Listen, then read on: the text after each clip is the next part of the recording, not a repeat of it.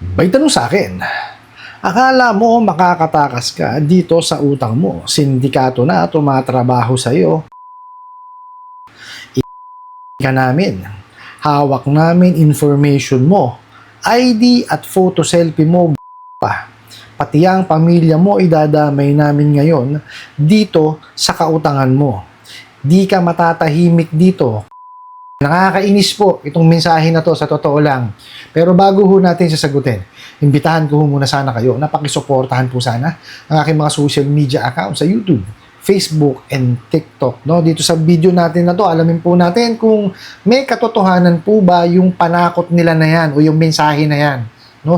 May sindikato na raw po na tumatrabaho sa inyo, no? Pati daw po yung yung pamilya nyo, damay, tsaka po yung information nyo daw po, no?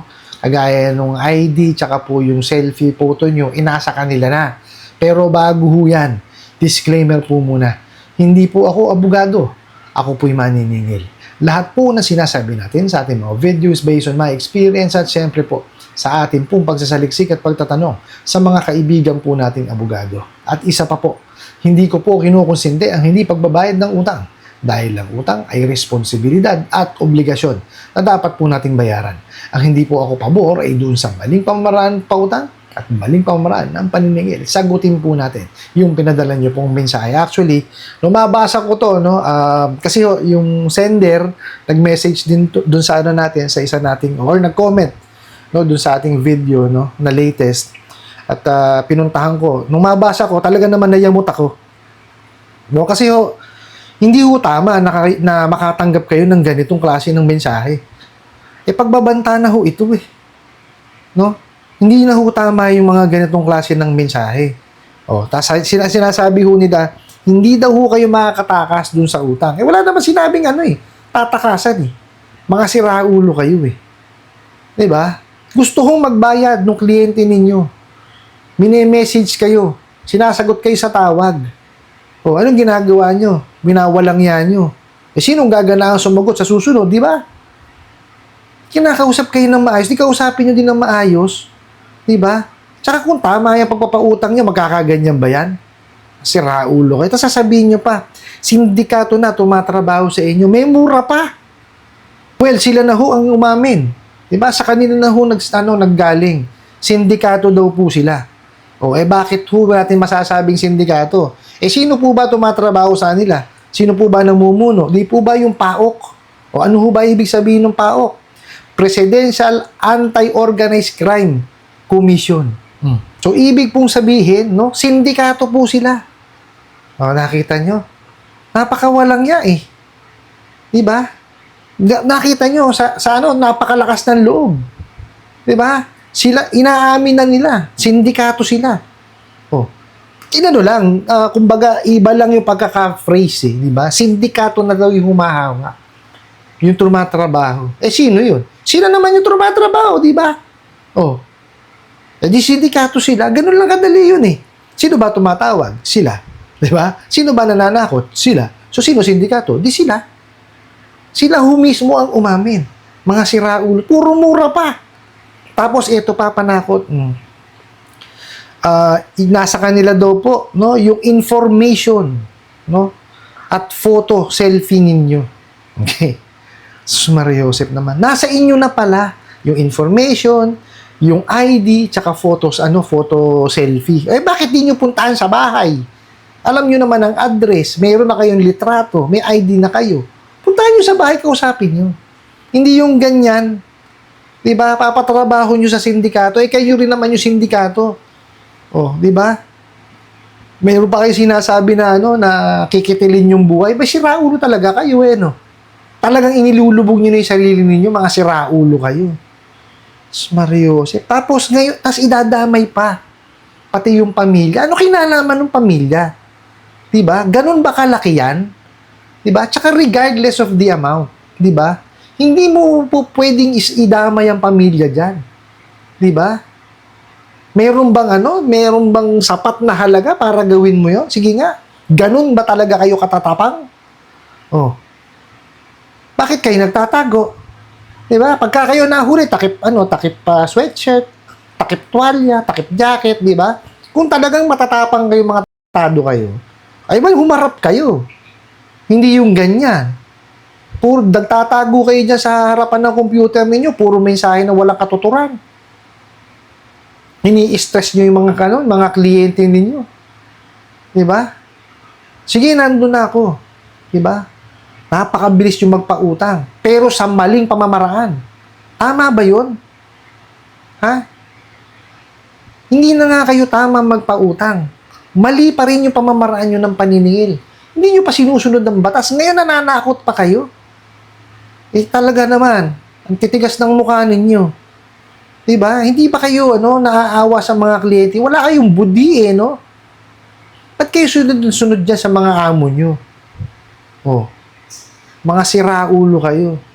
Ano ba nakikita nyo dyan? Wala. Diba? Hindi ba kayo nakukonsensya sa mga kawalangyang ginagawa ninyo? Nakakatulog kayo sa gabi? Nakakaharap kayo sa mga magulang ninyo, family members ninyo? Ganyan ang ginagawa nyo sa mga kapwa nyo Pilipino? Jesus Maria Josep, wala kayong budi kung ganyan kayo. Diba? Doon po sa nagpadala ng mensahe na to. Kung kilala nyo po at alam nyo yung ola na yan, mag-file ho kayo ng kaso. Okay, bukod po sa pagsasampa ng complaint sa SEC, NPC, BSP, PNP, NBI, tsaka PAOK, maghabla ho kayo. Okay, maghanap po kayo ng abogado na makakatulong po sa inyo para po maliwanag sa inyo kung ano isasampan yung kaso at saan.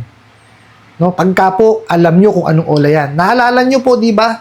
Meron pong nilabas na na desisyon ang Supreme Court, di po ba? Pinagbayad ng danyos. O ito po, mas malala to. O, may threat ho ito eh. Di ba? O, tapos inamin pa nila na sindikato sila. So medyo medyo mabigat talaga to. Hindi pala medyo, mabigat tong ginawa nila. Inilulubog nila ang sarili nila. Di po ba? Paalala ko po sa lahat na nabibiktima, make it a point, pagka kayo po na abuso, na walang tapos mataas ang interest rate, mag-file kayo ng complaint. Kasi hindi mauubos yung mga gago na yan. Pagka hindi natin sila i-complain, para magbigyan ng hustisya, yung ginagawa po sa atin. Hindi natin mabibigyan ng hustisya kung dyan lang po tayo sa Facebook magraran. Di po ba? Hindi natin na-actionan. Kailangan natin aksyonan para po meron talagang matuluyan. Meron naman naging desisyon, di ba, ang Supreme Court. So, ibig sabihin meron hustisya. So, ngayon, kayo po ang gawin po natin, kung kilala nyo yan, uulitin ko, kung kilala nyo yan, magdemanda tayo. Maghanap tayo ng abogado na makakatuwang natin para matulungan kayo kung ano isasampang kaso. Tapos, simultaneously, mag-complain kayo sa SEC, BSP, NPC, PNP, NBI, tsaka po sa PAOK. Hayaan yung tugisin ng PAOK yan, kasama sa trabaho po nila yan. Kaya nga po sila ang nangunguna dyan sa tulong po ng ibang mga sangay ng gobyerno. Okay po? Ngayon, kung kayo po talaga nadidepress na, nagkakaroon na kayo ng anxiety, hindi nyo na matake yung tawag at mensahe nila, well, hindi ko kayo masisisi na wag silang sagutin at patayin yung cellphone ninyo. Di po ba? Kasi hindi naman tama na hindi na magtuloy-tuloy yung inyong buhay dahil lamang po sa nahiram natin dito sa mga bugo katabusadong online lending apps. Hindi kasalanan ang magipit. Hindi kasalanan ang manghiram. Okay? Pero dapat natin yan bayaran kasi obligasyon po natin. Pero kung ang kapalit naman ay ganito, isang tabi natin kung ano yung nare-receive natin mga pananakot at pangwawalang yan. Hindi tama yun. Okay? Mag-reset tayo, mag-focus tayo dun sa mga kaya po nating kontrolin. Ayan po yung pamilya natin. Makipag-mingle tayo. Ibalik natin yung dati natin sigla. Maghanap buhay tayo. Kasi sa paghahanap buhay natin, diyan po natin makukuha yung pang-araw-araw natin pangangailangan. Di po ba? At makakapag-ipon tayo na mabayaran po natin yung mga bugo katabusadong online lending apps na yan. Tapos, i-manage po natin na maayos ang ating finances. Yes po, alam kong mahirap, pero kailangan po natin pilitin maghanap po tayo ng tao na makakapag-mentor sa atin. Ako, napakaswerte ko. Meron nakapag-mentor sa akin. no? At ako'y natulungan po, no, yung pagbibigay sa akin ng advice. Hindi niya ho ako pinautang. Binigyan niya ho ako ng knowledge, no, on how to handle my finances properly. Okay po, sana po makahanap kayo ng ganun. Tapos, huwag niyo na ho silang tangkilikin muli, no? Tapusin ho natin yung obligasyon natin sa kanila, no? Tapos, huwag na natin silang tangkilikin. Ano po? I hope nasagot ko po itong katanungan na to at sana po'y makatulong. Maraming salamat po sa inyong walang sawang pagsuporta at panonood sa aking mga video. Maraming salamat po sa inyong pag-like, pag-share, pag-comment at pagtatanong. And kunin ko na rin po itong opportunity na to na imbitahan po sana kayo. Napakisuportahan po sana ang aking mga social media account sa YouTube, Facebook, and TikTok. Hanggang sa muli po. Yun lang.